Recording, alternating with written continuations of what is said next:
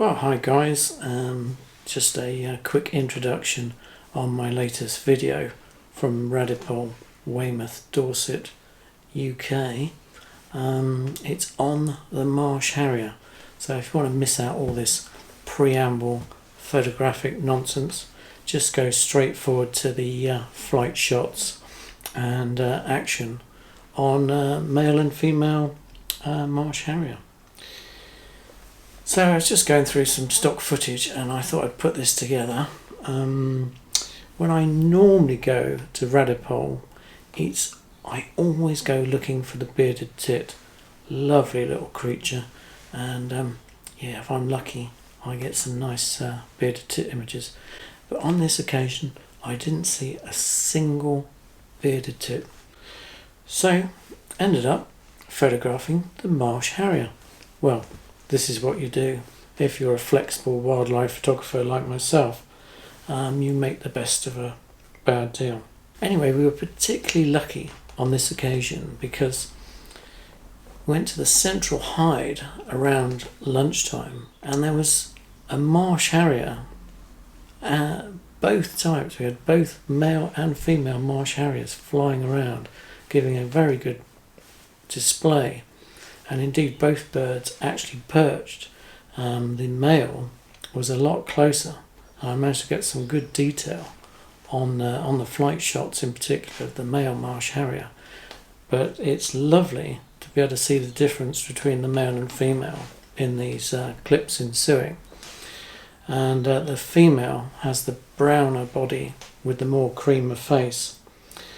Anyway, they soar around the reed beds in the centre of Weymouth, because Radipole, if you've seen the former video, Radipole is right in the centre of Weymouth.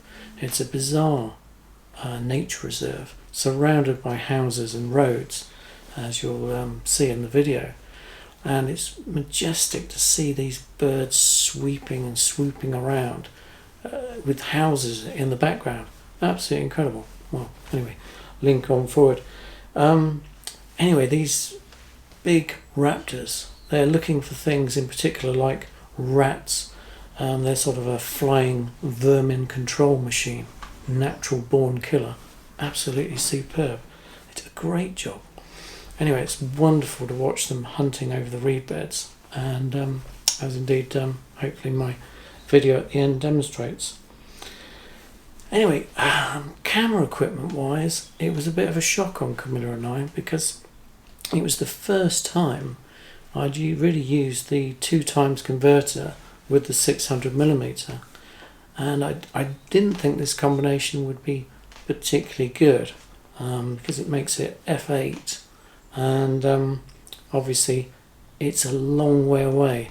To keep the bird in the frame at that sort of distance I felt would be particularly tricky, but using the tripod fluid head, the VH10X, the Sirui thing linked to the tripod head, able to get some relatively smooth footage, as I think you'll agree. Anyway, all the stills were taken at f8, and the flight shots were taken between 1,000th and 1/1600th of a second, and the perched bird shots were at the perched bird setting 1/500th of a second. This was just about able to freeze the action at 1200mm, and the ISO varied on the day. It was quite good weather, it was quite clear conditions, and the ISO ranged from about 200 to 640. The main aims photographically was to capture the birds swooping low over the reeds, and flight shots, because normally they don't perch at all, and indeed when they did perch, I mean, they were still perching probably the male was probably 300 meters off, and the female was probably at least 400, 450. Well, hopefully I'll be able to get back to Radipole in due course.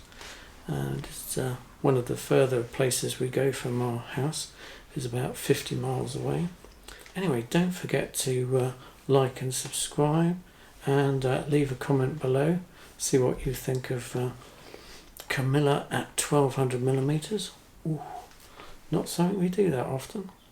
Anyway, yeah, don't forget to leave a comment, as it helps grow the channel. Usual stuff, helps the YouTube algorithm. Could do with a few more subscribers. Yeah, don't forget, have a good one, and thanks for watching. Look forward to seeing you in the next one. Bye for now from Camilla and I.